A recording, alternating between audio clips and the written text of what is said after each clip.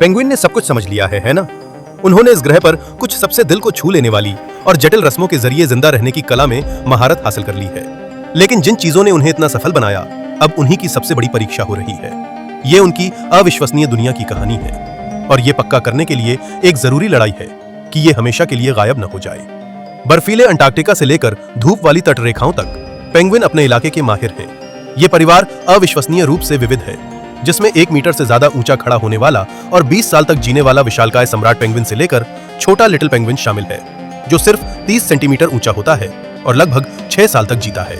चाहे वो सम्राट पेंगुइन हो जो क्रिल खाता है और बर्फीले पानी में 9 किलोमीटर प्रति घंटा की रफ्तार से तैरता है, या अफ्रीकी पेंगुइन जो गर्म किनारों पर सार्डिन का शिकार करता है, उन सभी में जमीन और समुद्र दोनों पर राज करने की अद्भुत क्षमता है।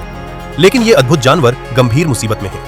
2024 के आखिर में अफ्रीकी पेंगुइन को आधिकारिक तौर पर गंभीर रूप से लुप्तप्राय के रूप में फिर से वर्गीकृत किया गया। इसकी आबादी बहुत कम हो गई है। 20वीं सदी की शुरुआत से इसकी संख्या में 97% से ज्यादा की कमी आई है, मुख्य रूप से इसलिए क्योंकि व्यावसायिक मछली पकड़ने से उनका मुख्य भोजन स्रोत खत्म हो रहा है। सम्राट पेंगुइन के लिए खतरा दुनिया का गर्म होना है।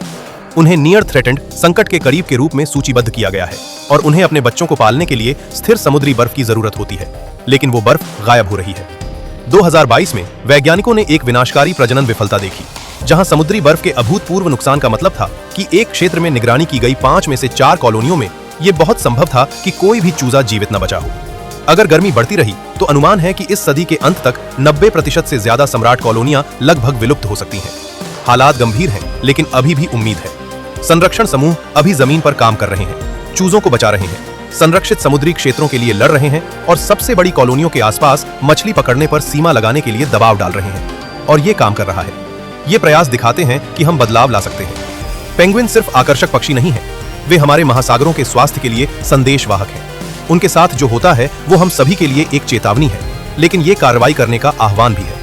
संरक्षण का समर्थन करके और वैश्विक स्तर पर वास्तविक बदलाव की मांग करके आप ग्रह के सबसे प्यारे जानवरों में से एक के लिए आवाज बन सकते हैं। आइए मिलकर ये पक्का करें कि पेंगुइन की कहानी हमारे साथ खत्म न हो।